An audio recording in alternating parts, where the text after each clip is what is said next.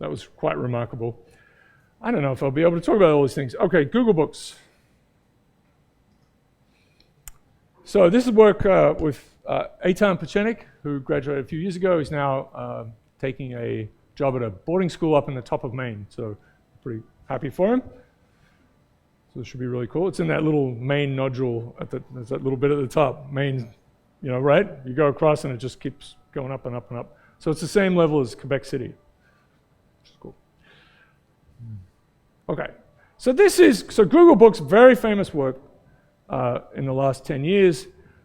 And I've showed you how we sort of were trying to find ways to represent or to kind of get a sense of what's happened over many hundreds of years through text. And we went for State of the Union speeches, right? That was something we kind of found that was accessible, and it was just one thin measure. But then Google Books appeared, and this is extremely exciting, and there was this must be cited an unbelievable number of times in science. It's a big group of people. It has this interesting aspect to it, which is that, should we just put it out of its misery with a, you think so? There must be a woodshed. I can take this thing too, okay. Michelle, where is it? Yeah. So, long paper. Pinker's on here. You probably know, right? Steven Pinker, they snuck him in there. Martin Novak, who's evolution. But there's also this author, the Google Books team, right? Which, I don't know. I don't know how many people are involved there.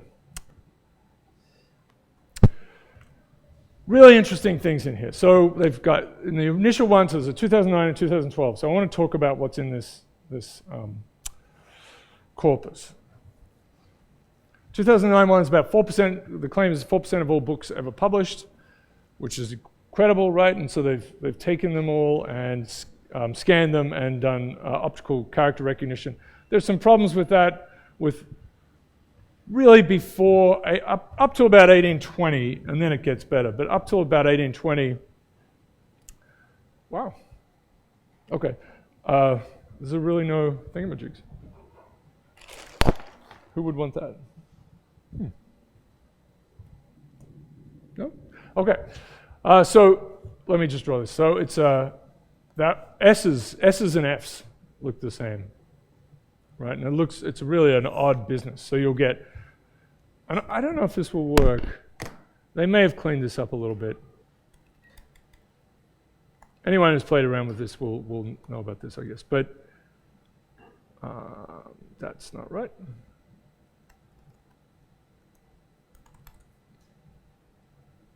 So the viewer is great, but it, in some ways, is a little, okay, so here's a big issue. This looks like popularity, right?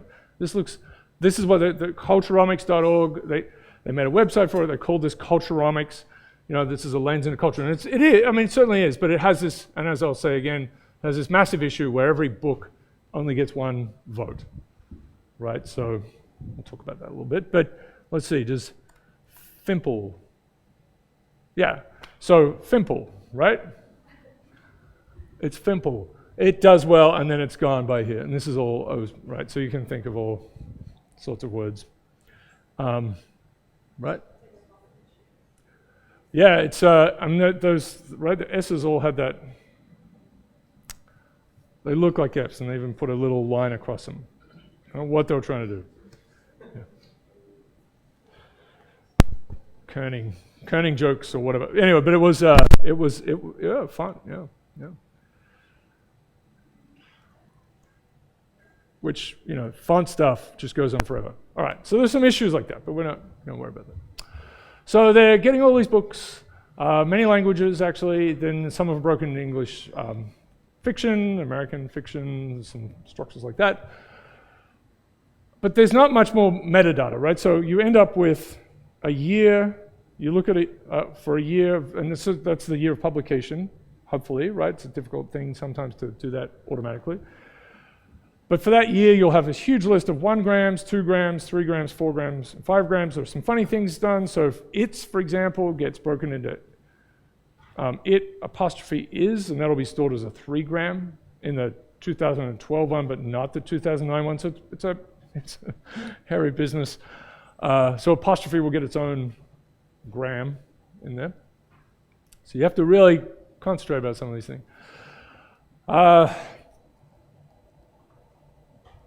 Right, so each year you'll get this big text file, you can download everything, and so it'll have, have the word fimple, and it'll have 18, whatever. It goes back in time, but 1800s on is usually pretty good, and really it's 1820 on.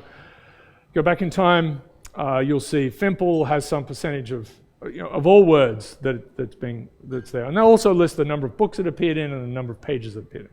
So you can see if it's. I don't think people have used that much, but that's a fairly helpful thing in some ways potentially. Like, was this used in many books or just one? But you don't know if the books are, science fiction or literary. You don't have any metadata beyond that. And they had a lot of trouble with lawsuits, right? Because publishers are like, "What have you been doing with our books, you naughty people?" And so there are a lot of things that have gone on with that. Let's look at a couple of these here. Okay, so we'll come back to this one at the end, but this was really, I think, one of the most striking figures, many figures in this first, many observations, and I'll talk about a few of them. This is just the number, I think it's 1883, and then 1910, that's green here, and red is 1950. So this is the relative abundance of that word in these years, right? So it's just at the year level. So 1883 is talked about just a little bit beforehand. It has a spike in its year, and then it decays. But the decay is pretty slow. This is going to include page numbers probably. Like, there's going to be some extra madness in there, but there's that. Then there's this bigger spike here and a bigger spike here, but the decay is faster. So there's this observation that things are compressing, and that comports with other sort of understandings, but this is a quantification of that speed up of technology, existence, life, society, that we're more excited about the present, but we sort of forget it faster. That was the story. So we'll come back to that one. There are things like this is fame, for example, so they group together. These are political figures. This is the age of the political figures. This is mathematicians here, and this is hard to read, so they don't get talked about much. But this is this notion, so politicians don't really, you've got a few dictators and so on down here and whatever, people who are taking off early on, but this is when they're also being talked about in their, so books take a while, right? You got to write it, it's going to get published, so it's got a lag. So politicians are the most famous, and then these are authors here and actors, and and then down into the scientists. They've got a couple of other cool things here. So this is, maybe I'll show this one again. This is about censorship. So this is looking at the English and German talking about, this is more complicated. This is Matisse in the German Google Books thing, right? So it's just not talked about in the 30s and 40s. Just drops away. And I think at this scale, the Google Books thing sort of acts as a bit of a lexicon. Is it being talked about or not? And in that sense, and for that it's useful, right? Did a word come into usage? But as to whether it's really popular or not, that's more complicated. And what this is some, right, it's a suppression index, right? So they kind of gauge something here. They sort of draw a straight line between these two things and see how far off it is in the middle, some estimate of this. And so the German, the suppression is stronger. So this is it's Hermann Mass down here. There's Picasso, for example, is here, right? They're much more strongly suppressed. So this is more suppression. That's inflation of the person.